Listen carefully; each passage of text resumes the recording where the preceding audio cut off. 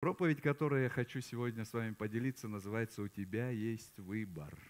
У тебя есть выбор. Давайте мы откроем с вами Писание и посмотрим книгу Псалтирь, 23 и 24 стих. Книга Псалтирь, 23 и 24 стих. 113 Псалом, Псалом 113, 23-24. «Благословенны вы Господом, сотворившим небо и землю. Небо Господу, а землю Он дал сынам человеческим». Я там даже еще добавлю немножко, думаю, Господь на меня не обидится. «И дочерям».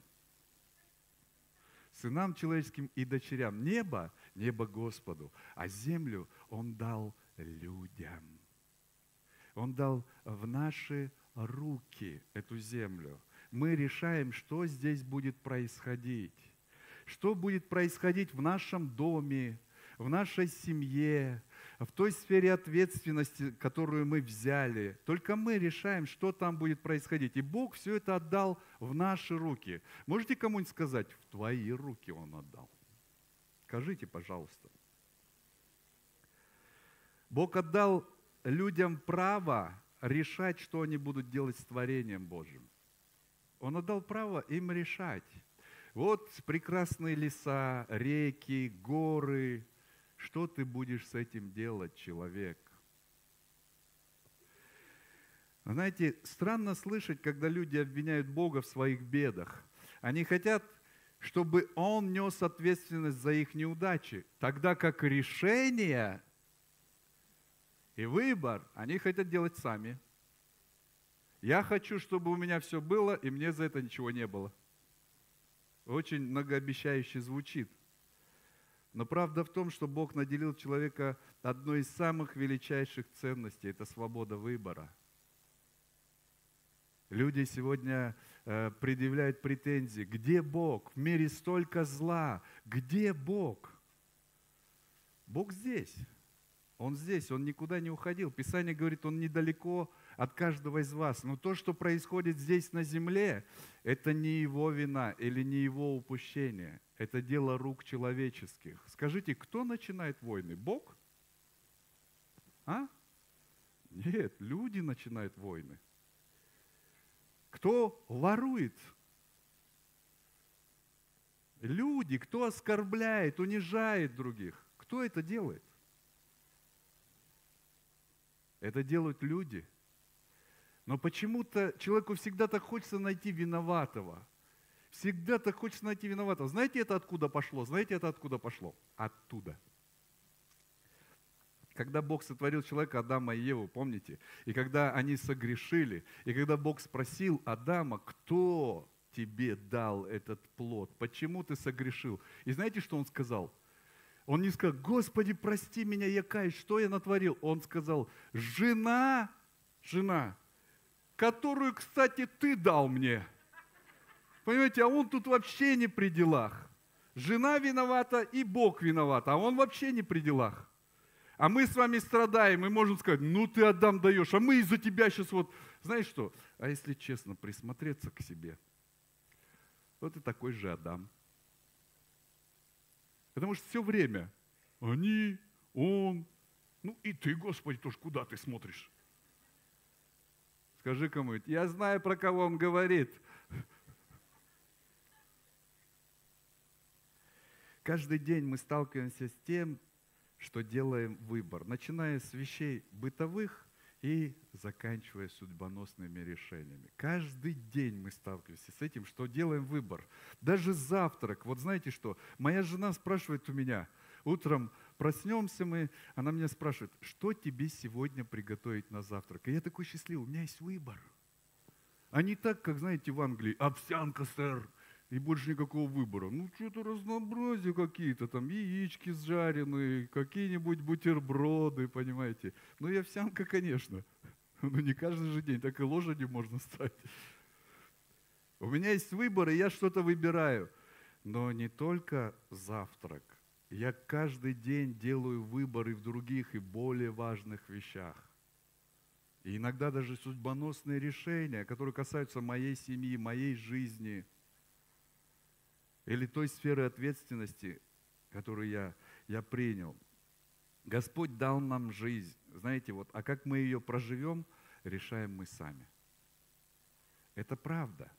Это не просто такие вот крылатые фразы. Ты решаешь, как ты проживешь свою жизнь. Это просто голая правда.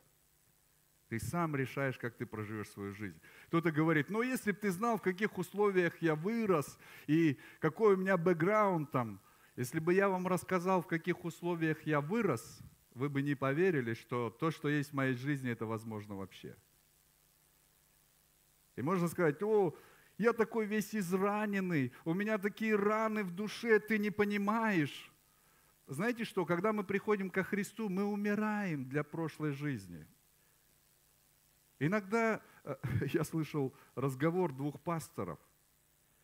К одному пастору в церковь приходили люди из другой церкви, и они, знаете, такие, они приходят, и столько много внимания к себе.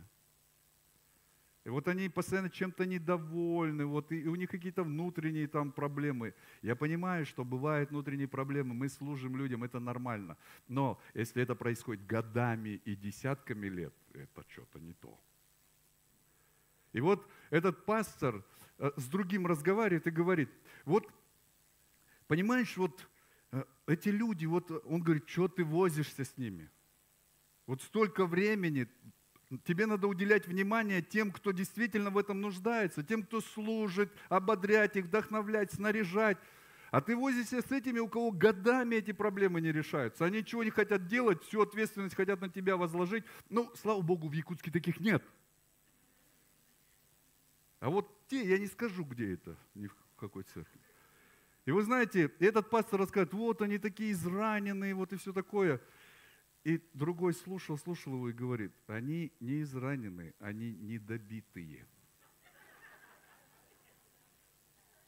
Понимаете, вот все со своими, вот я раненый, тебе давно уже пора умереть для всего этого, для всех обид, для всех своих вот этих всех, для всего своего непрощения. Уже надо для этого умереть и воскреснуть в новой жизни, как будто ни в чем не бывало. А вот все, я раненый, я недобитый.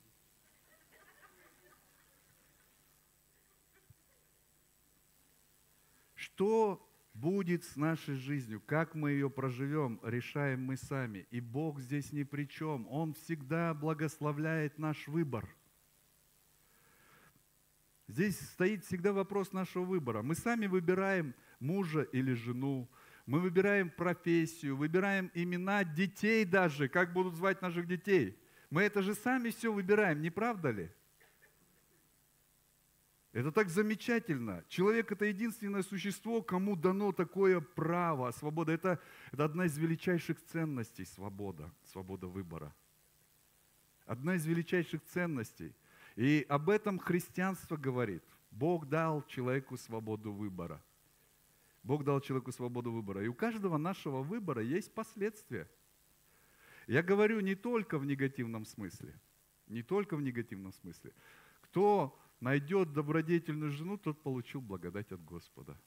Понимаете, выбрал благодетельную жену и будешь наслаждаться всю жизнь. А выбрал, ну ничего.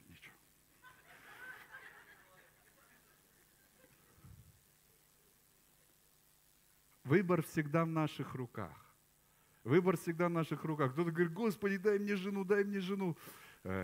Мне кажется, Бог иногда смотрит и говорит, слушай, извини, пожалуйста, ну, я уже одному дал. Знаешь, он меня еще обвинил в этом. Я больше не хочу таких ошибок повторять. Ты сам выбери лучше, тебе же с ней жить, а не мне. Поэтому давай выбирай. Выбирай профессию. Слава Богу, что в профессии все проще. Выбрал, не понравилось, поменял, да? А жену или мужа надо очень тщательно выбирать. Очень тщательно, потому что всю жизнь жить. Есть судьбоносные решения, да? Знаете, есть одна история про морковь, яйцо и кофе. Кто-нибудь слышал эту историю? Вот если взять морковь и поместить ее в кипящую воду, через некоторое время морковь станет мягкая. Она была твердая, но попав в агрессивную среду, через некоторое время она становится мягкой. Не правда ли? Да? А если взять яйцо, и в кипящей воде его подержать, яйцо становится твердое. Оно было жидкое, стало твердое. И чем дольше ты его держишь, да, тем получается яйцо крутое яйцо. Бывает яйцо в смятку, да, а бывает яйцо в крутую. И вот оно, чем дольше в кипятке, тем оно тверже становится. А кофе, я люблю кофе. Кофе, когда оно попадает в агрессивную среду, в кипяток в частности, оно меняет эту агрессивную среду. Оно меняет цвет, оно меняет запах, вкус. Кофе меняет агрессивную среду, меняет кипяток. Знаешь что? Похоже на людей. Это похоже на людей. Некоторые люди, они попадают в какую-то агрессивную среду и становятся такие мягкие, ни рыба, ни мясо. Такой мягкий какой-то. Другие, они когда сталкиваются с чем-то, они такие становятся жесткие такие, знаешь. Ты знаешь, через что я прошел? Ты знаешь, я из 90-х. Ну и что? А я из 70-х, и ничего.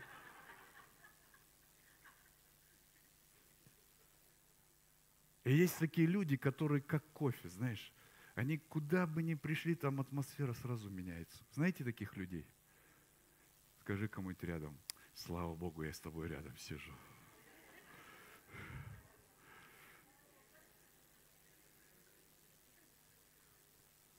Знаете, что самое интересное?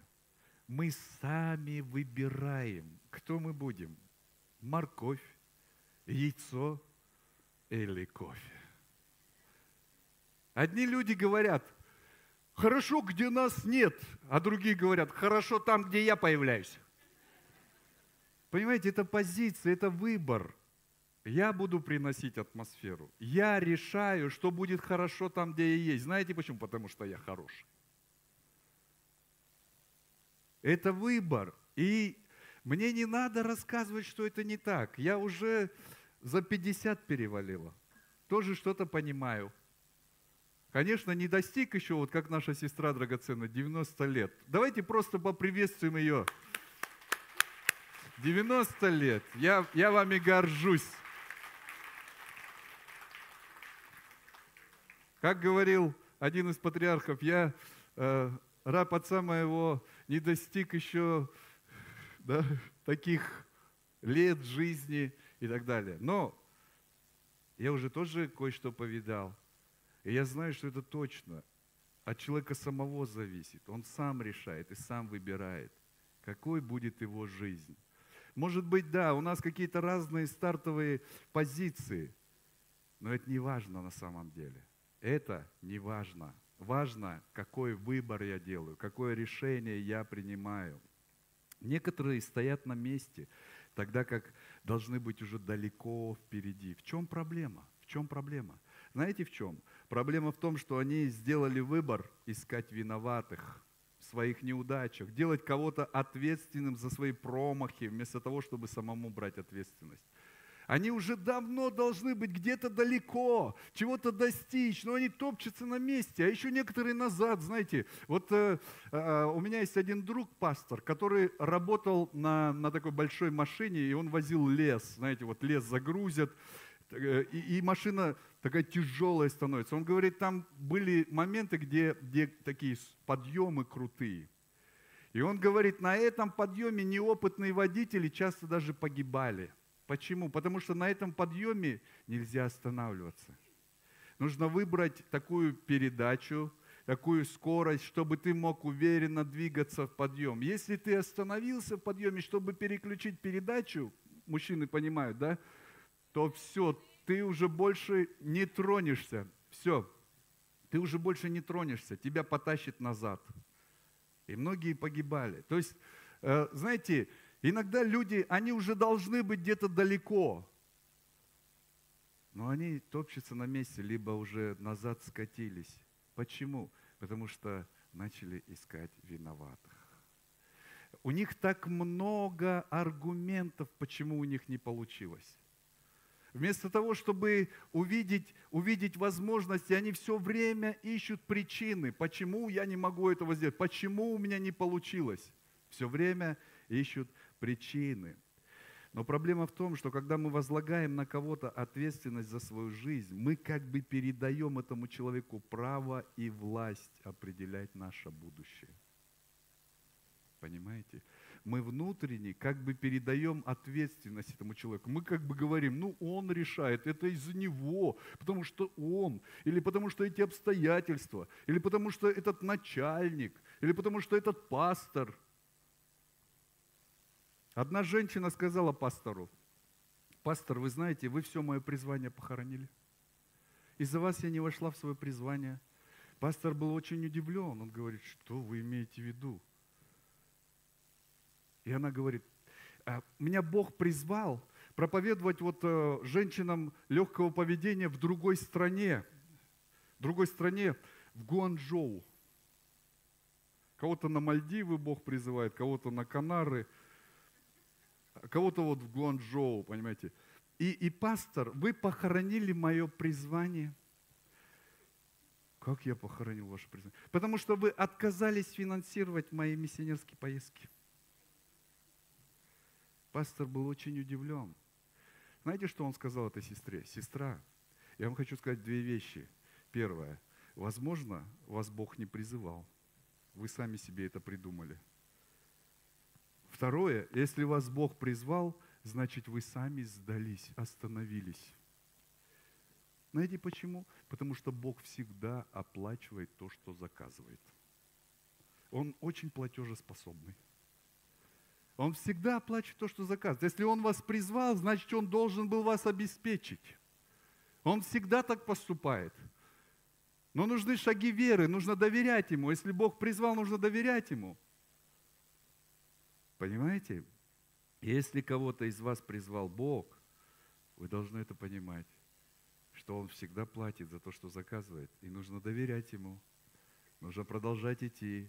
Даже если вы не видите каких-то, может быть, результатов. Если вы верите, что Бог вас призвал, продолжайте идти, продолжайте делать. Он верен. Можете сказать на это аминь? Хорошая песня была в начале 2000-х годов. В христианских кругах такая песня была. Кто-то, может быть, ее помнит. Она так, знаете, она такая воинственная, агрессивная песня была. И так звучали там такие слова. «Я сделал выбор, и я не отступлю, я сделал выбор. Назад не поверну, я сделал выбор. Знать Бога моего, я знаю, победа придет по слову Его». Кто помнит такую песню? Помните, да? Некоторые помнят еще, да, было, такое было. Хорошая песня. Когда я уверовал, я был таким горячим. Просто у меня снесло все, что там, знаете, было. Все надстройки снесло, короче. Я такой был посвященный. Все, кто меня знал раньше, они говорят, вообще, я сам в шоке был от себя. Понимаете? Но однажды такой момент наступил в моей жизни, когда я стал сомневаться. Я думаю, а что со мной случилось, а? Что-то я какой-то не такой стал. Что-то я, как это, что вообще, я какой-то ненормальный, что ли? И как начали сомнения грызть меня. И знаете, братья идут на молитву, и меня зовут, брат, пойдем на молитву. А мне стыдно их, что они меня брат называют. Я их стыжусь, понимаете? Мне стыдно, я куда-нибудь хочу спрятаться от них.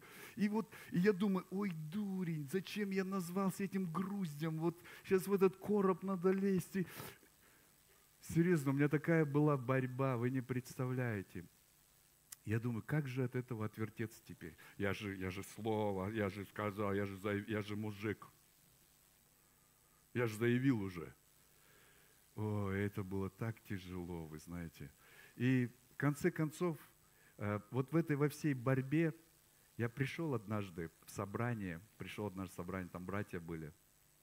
И я говорю, братья, вот я на грани, чтобы просто отступить, вот на грани. Я не знаю, что меня сюда привело, но вот мне здесь вообще не хочется быть, некомфортно, вот все. Я вас так не рад видеть вот в первый раз.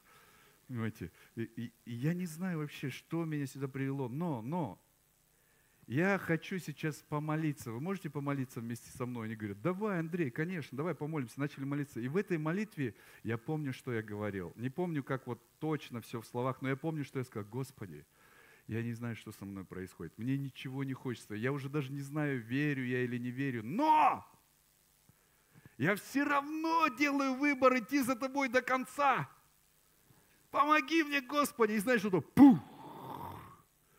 И я встал и думаю, что за наваждение такое? Вот бред какой-то еще это. Аллилуйя, товарищи верующие. Прическу раз поправил и пошел. И так хорошо пошел, уже 30 лет нормально так идем. Курс правильный, все хорошо, понимаешь ты. Было ли, что еще меня подкидывало? Было. Не так, конечно, но всякое было. Но я-то уже курс-то выбрал, я подтвердил. И вообще посвящение такое дело. Вот знаете, я однажды встретил свою жену. Я не скажу, что у нас там был такой всплеск таких чувств, там просто я влюбился и как бы и все. Ну, просто хорошая такая девушка, знаете. Вот думаю, вот грех упустить такую. С такой хотелось бы всю жизнь прожить. И вот мы как-то выбрали друг друга и все, посвятили друг другу себя. Но потом годы идут.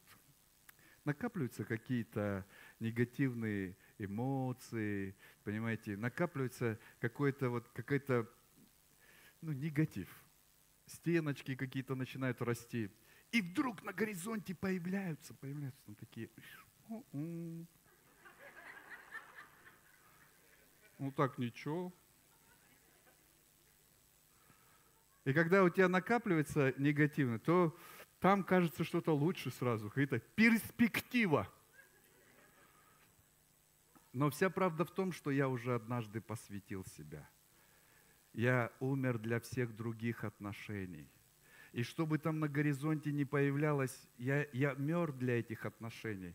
И это просто вызов снова и снова мне подтвердить свое посвящение. Я говорю, нет, предложение, конечно, заманчивое, но я не могу.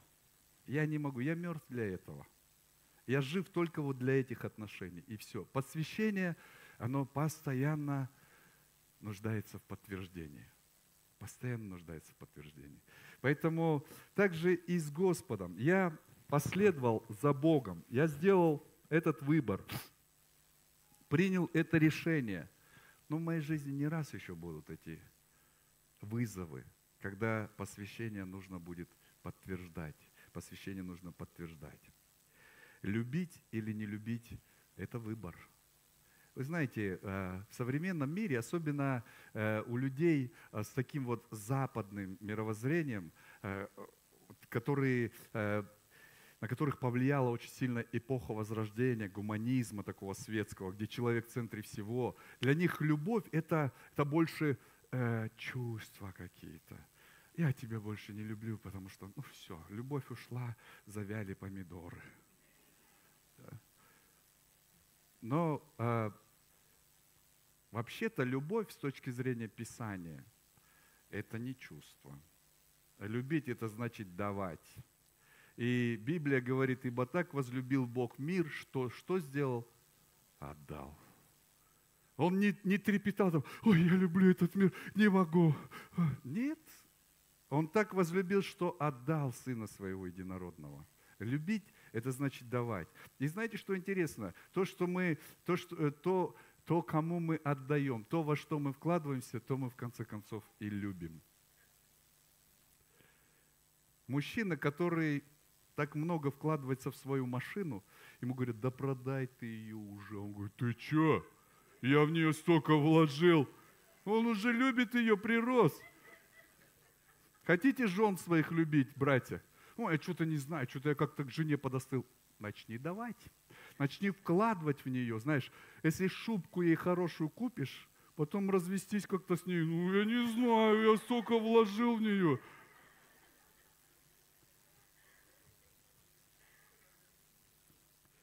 Прощать или не прощать – это выбор. Это выбор. Понимаете, если люди говорят, я не могу простить. Нет, ты не простить не можешь. Ты делаешь выбор не прощать. Извините, может быть, для кого-то это обидно, но это правда. Это правда. Сохранять свой брак или отказаться от борьбы за него – это выбор. Это тоже выбор. И не нужно думать, что мы первые, кто столкнулся с такими проблемами и препятствиями. До нас уже 1000 людей проходили подобное и делали выбор. 1000 людей. И их выбор привел их туда, где они оказались. И ваш выбор приводит вас туда, где вы оказываетесь. Однажды вы сделали выбор, я буду с Господом. Может быть, поэтому вы сегодня здесь? Как прекрасно быть в Доме Божьем, среди народа Божьего, не правда ли? Скажи кому-нибудь, как здорово, что я вместе с тобой в одной церкви. Скажи кому-нибудь. А я пока обойму перезаряжу.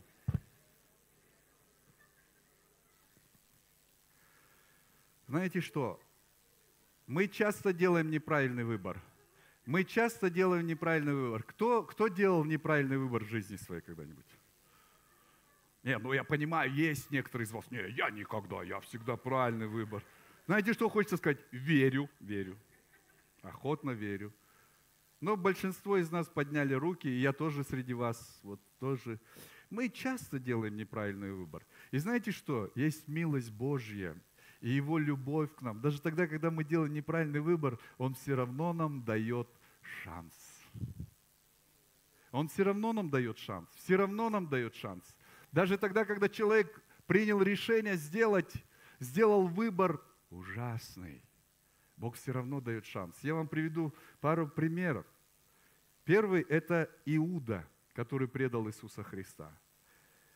Иуда уже в сердце своем положил предать Иисуса. Иисус знал, что Он предаст. Он из-за корысти.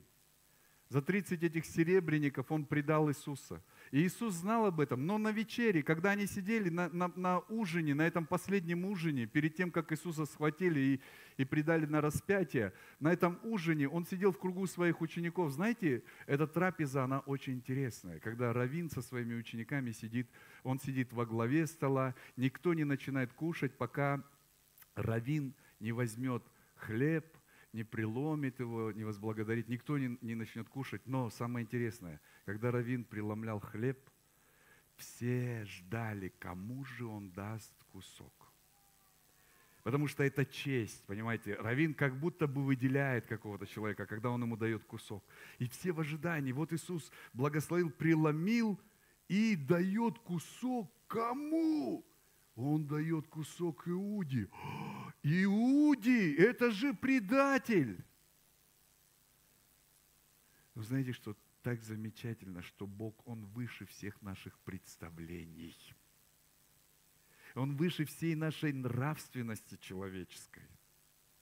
Его любовь настолько велика, что она способна вместить любого, даже самого падшего. И поэтому Иисус как бы дает Иуде шанс. Он дает Иуде шанс. Вот я тебя все равно люблю, я тебя все равно ценю. Ты в сердце своем уже принял решение, но я тебе даю шанс.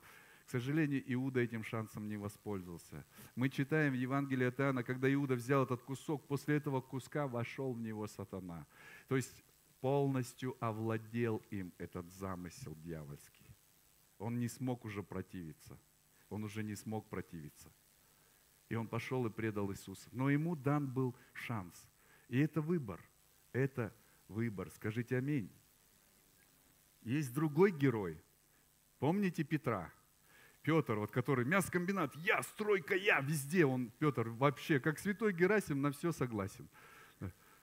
Он такой импульсивный, все. Он говорит, Господи, даже если вот эти все тебя отрекутся, я никогда. Понимаете, он тут сказал про всех, ну вот эти, если они отрекутся, я нет. Да ладно. Достаточно было, чтобы просто петух прокричал и, понятно, что недостаточно, потому что он оказался в такой среде, где давление, там весь ад, наверное, на него давил, на Петра. И он проявил слабость, он отрекся. Это слабость была. Это не предательство, а слабость. Он проявил слабость, и знаете, как он себя чувствовал? Представляете, как он себя чувствовал? Когда Иисус у костра уже сидели они, помните, после всего этого? И Петр, наверное, сидел, он глаз не поднимал, наверное, там где-то в сторонке. Я думаю, Иисус подсел к нему рядом и заговорил с ним. Ну что произошло вообще с Петром? После того, как он отрекся, знаете, что он говорит? Пойду я рыбу ловить, короче. Понял я, что какой я апостол? Я рыбак. Я рыбак. Пойду я рыбу ловить. И пошел. И ученики говорят, и мы с тобой пойдем. Вот влиятельный человек, а? Они сразу за ним. И вот он, этот Петр, когда рыбачили они, вдруг видят кого-то на берегу. Видят кого-то на берегу, и кто-то говорит, это Господь, потому что он сказал, дети, у вас есть какая-то пища?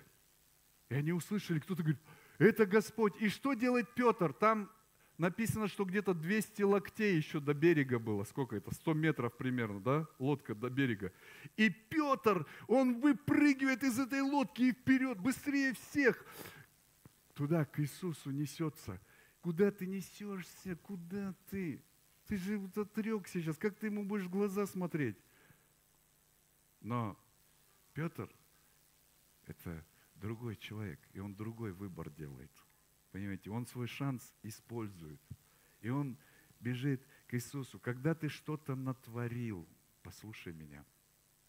Ты ничего не творишь? Ну ладно. Когда ты что-то натворил и сделал что-то не так, чтобы тебе получить свободу, тебе надо сразу к Отцу бежать, а не от Него. Не надо прятаться в кусты. Там дальше придет чувство стыда, вины, и оно начнет тебя давить, пока не раздавит. Нужно сразу бежать к Отцу. Нужно сразу бежать к Отцу. И вот Петр делает этот выбор. Он использует этот шанс. Он бежит к Иисусу. И Иисус восстанавливает его после его отречения. Мы знаем эту прекрасную историю. Посвящение себя Богу – это выбор. Когда мы только поженились с Раисой, я занимался резьбой по дереву. Резьбой по дереву. Я резчик по дереву, если что. Занимался резьбой по дереву, я сделал такую дощечку, такую красивую, и на ней была надпись. Знаете, там какая была надпись? Я повешал ее в нашем доме, там на стеночке прикрепил, и вот там какая была надпись. Иисус Навин, 24 глава, 15 стих. «Если же не угодно вам служить Господу, то изберите себе ныне, кому служить. Богам ли, которым служили отцы ваши, бывшие за рекою, или богам Аморея, в земле которых живете, а я и дом мой будем служить Господу».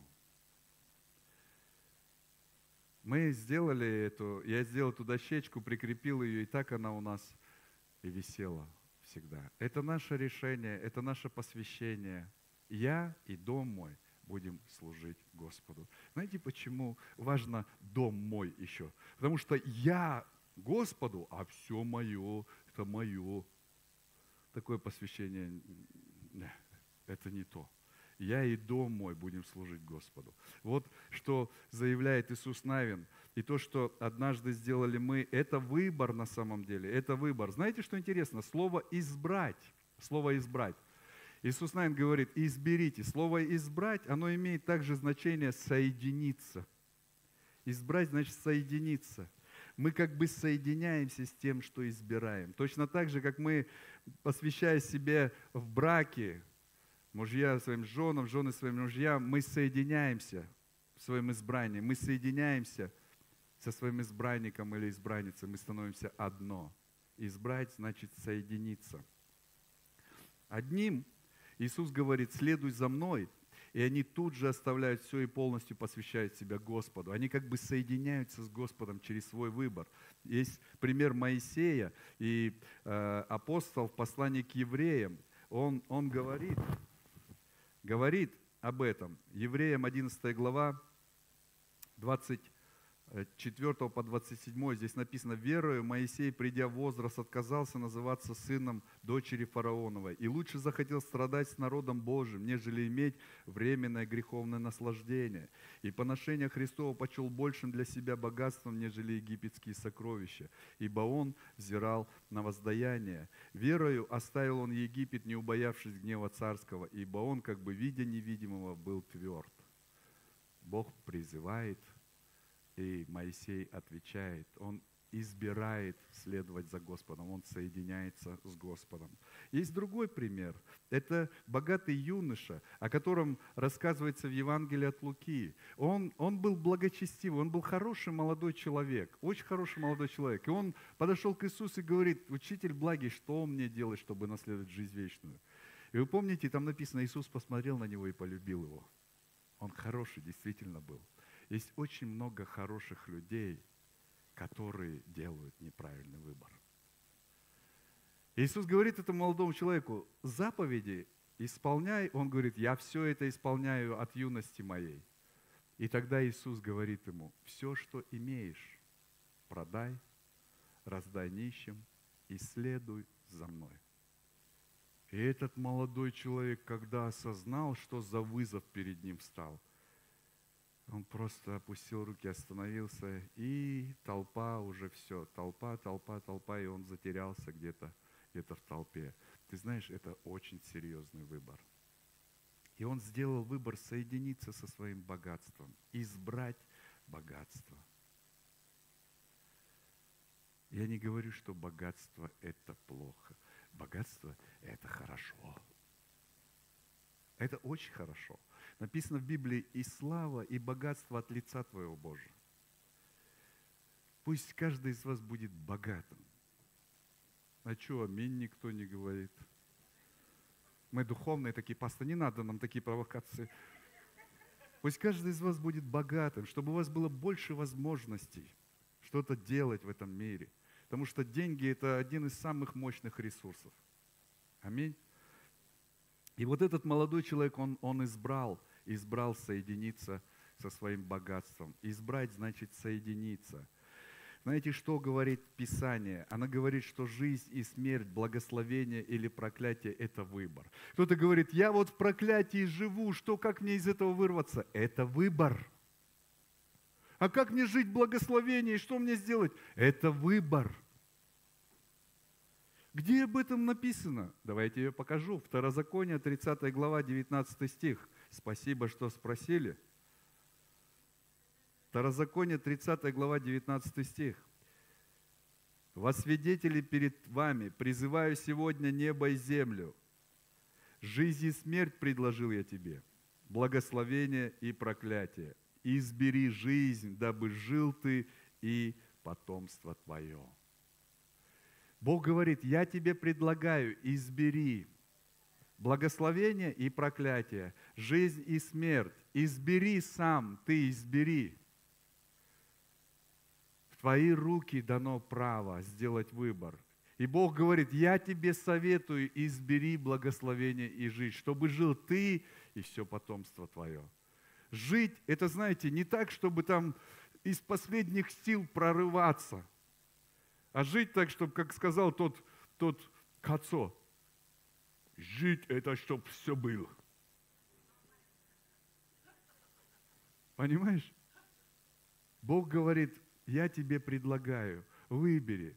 Господи, я не знаю, как к этому прийти. Я тебе помогу. Ты выбор правильный делай. Выбор делай правильный. Я благословлю дело рук твоих, говорит Господь. Аминь. Вячеслав, можно уже поиграть? Он предлагает нам соединиться с благословением. Он предлагает нам соединиться с жизнью, вместо того, чтобы соединяться с проклятием и со смертью. И все это в наших руках, а не в руках соседа. Слава Богу! Я знаю, что у некоторых из вас соседи еще те. Слава Богу, что все это в ваших руках, а не в руках соседа. Научиться делать выбор нам самим и научить этому наших детей, вот что по-настоящему важно в жизни. Вот что по-настоящему важно. Знаете, кому-то дано право решать судьбы народов и стран. Да, кому-то дано такое право. Может быть, кто-то из ваших детей однажды будет принимать какие-то ключевые судьбоносные решения для нашей страны, для нашего города, быть может. Может быть, мы не знаем. Не знаем, что в них заложено. Давайте научим их делать правильный выбор. Давайте сами научимся делать правильный выбор. Вы спросите: пастор, а по каким критериям определять правильный выбор? Спасибо, что спросили. Знаете, по каким критериям? У нас есть Слово Божие, и у нас есть Дух Святой. Слово Божие и Дух Святой – это две рельсы, по которым наш паровоз вперед летит, и в Царстве Божьем остановка. Аминь. У нас есть критерий, Писание, Дух Святой. И Бог еще нас по своей любви и милости помещает в самое лучшее сообщество на земле. Не в самое совершенное, нет. Но в самое лучшее сообщество на земле. Это Его церковь. Поэтому, драгоценные, я вас просто вдохновляю. Жизнь многих из вас может измениться. Жизнь некоторых из вас может стать еще лучше. Даже так, как вы не представляли. И все это в ваших руках, если вы будете делать правильный выбор. Вот так. И не ждите, пока чудо произойдет.